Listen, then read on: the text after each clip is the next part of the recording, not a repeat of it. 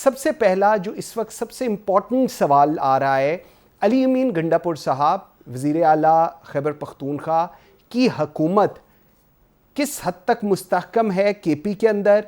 ये कहा जा रहा है कि वहाँ पर जितनी ट्रांसफ़र पोस्टिंग्स हो रही हैं वो वफाक खुद कर रही है और उसके अंदर बाइंग जो है वज़ीर आला की वो नहीं है।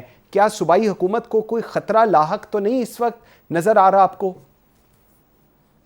बिस्मिल्लाहिर्रहमानिर्रहीम, बहुत शुक्रिया। देखिए, एक प्रोपेगेंडा है जो वफाकी हुकूमत की तरफ से मुसलसल हो रहा है कि जी पीटीआई में रिफ्ट है, हुकूमत कमज़ोर है। अली अमीन गंडापुर को इमरान खान का एतमाद हासिल है और वो पूरे तरीके से काम कर रहे हैं और उन्होंने वो काम किए हैं जो अभी तक पंजाब में भी नहीं हुए।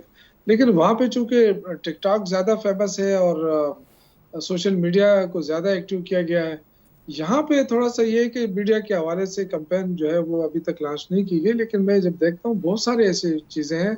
मैंने तो चैलेंज भी किया था पंजाब के मिनिस्टर्स को जो उस वक्त कह रहे थे कि जी पंजाब में बहुत काम हो रहा है।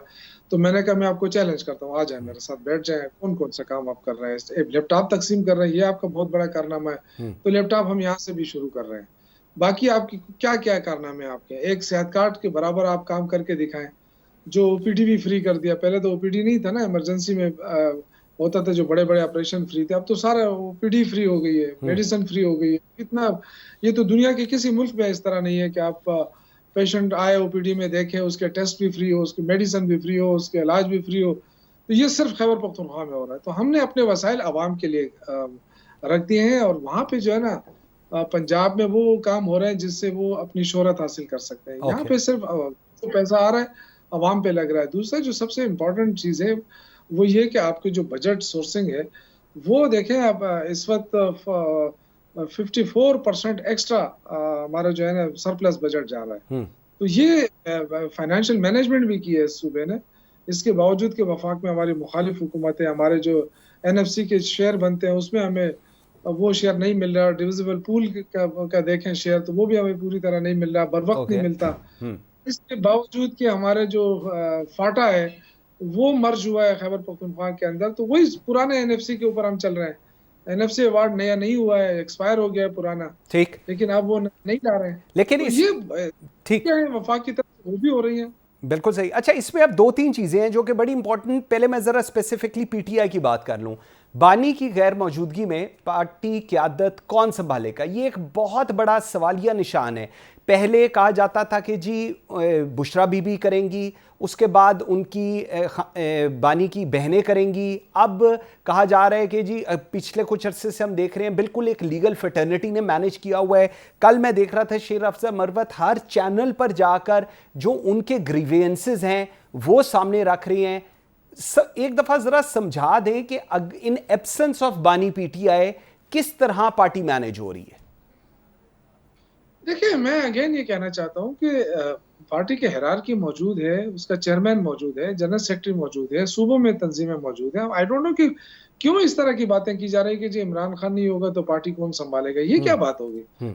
मुरूसी सियासत तो है नहीं खैबर पख्तूनख्वा में, पीटीआई के अंदर, तो क्यों ये बातें उठाई जा रही हैं कि जी अहलिया संभालेगी पार्टी को, बहनें संभालेंगी। देखिए, इस वक्त जो इमरान खान जेल में है, अगर उनकी अहलिया आवाज उठाती है तो इसका ये हरगिज मतलब नहीं है कि वो कोई पार्टी पे कब्जा करना चाहती है। या इसी तरह जो की बहनें अगर वो अपने भाई के लिए आवाज उठाना चाहती हैं, तो ये क्यों इस तरह तासुर दिया जा रहा है? क्या इससे पहले नवाज शरीफ के लिए कुलसुम नवाज नहीं निकली थी? ये तो एक वो है, हर एक की अपनी जिम्मेदारी होती है और जिम्मेदारी पूरी करते हैं। लेकिन बाकी जो पार्टी है उसकी तो हिरार्की मौजूद है और इंट्रा पार्टी इलेक्शन होते हैं, उसी के तहत ये सारा सेटअप बना हुआ है। तो कोई इख्तिलाफ भी नहीं है। अगर एक दो बंदे अगर इख्तिलाफ रखते हैं और वो सोशल मीडिया के ऊपर आते हैं तो वो वायलेशन कर रहे हैं डिसिप्लिनरी, और उनके खिलाफ एक्शन लिया गया है। इस पे ज्यादा मैं क्या बात करूंगा। अब शेर अफजल मरवत साहब मेरे दोस्त हैं, मेरे क्लास फेलो हैं, लेकिन उनके खिलाफ डिसिप्लिनरी एक्शन लिया जा चुका है। अब उसके बाद वो कुछ भी करे या कुछ भी कहे तो उसका ये मतलब हरगिज ना लिया जाए कि इससे पीटीआई कमजोर हो। क्यों कमजोर होगी? अगर कमजोर होने से पीटीआई डरती तो फिर उसको निकालती क्यों? हुकूमत एक अलग बात है, सही कह रहे हैं, अच्छा है, ठीक सोच सकती है, लेकिन डिसिप्लिनरी एक्शन लिया गया है। हायरार्की की अभी आप बात कर रहे हैं and I agree on that. हम लोग बिल्कुल तमाम जितने पीटीआई के लीडरशिप है उनके इंटरव्यूज़ भी कर रहे होते हैं, सब उनसे यही बात कर रहे होते हैं। लेकिन मसला ये है कि हुकूमत के बकौल तो जी पीटीआई का शराजा बिखर गया है हुकूमत के बकौल, और क्योंकि इनमें इख्तलाफ इस हद तक है। कल मैं बार बार वही कल की बात एग्जांपल दूंगा।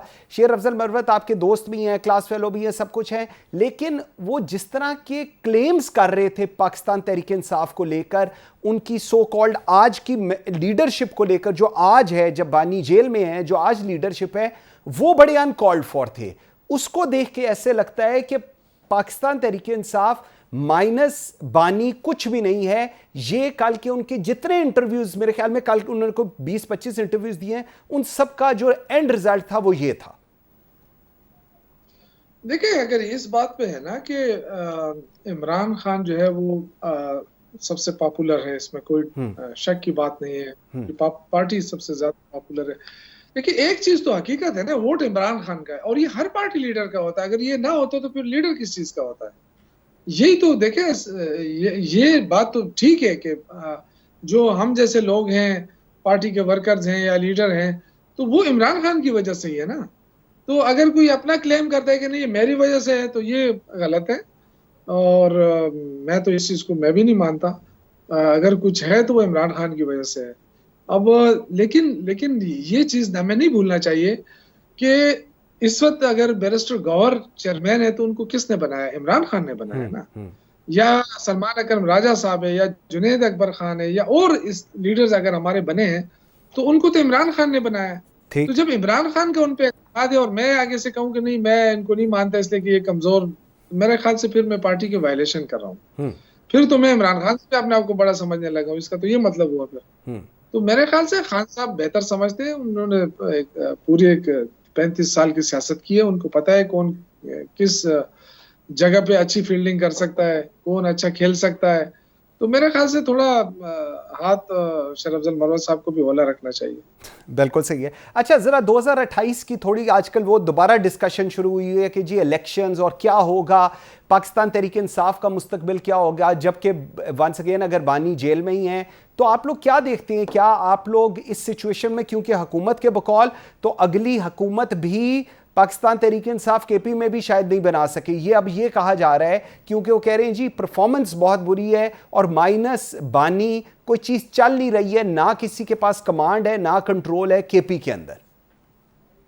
देखिए, 9 मई के बाद जिस तरीके से पीटीआई को मारा गया, क्रश करने की कोशिश की गई, उनके वर्करों के ऊपर जुल्म हुआ, ये सब अगर आप देख लें, इसके बावजूद 8 फरवरी को जब इलेक्शन हुआ, हमारे पास कोई निशान नहीं था।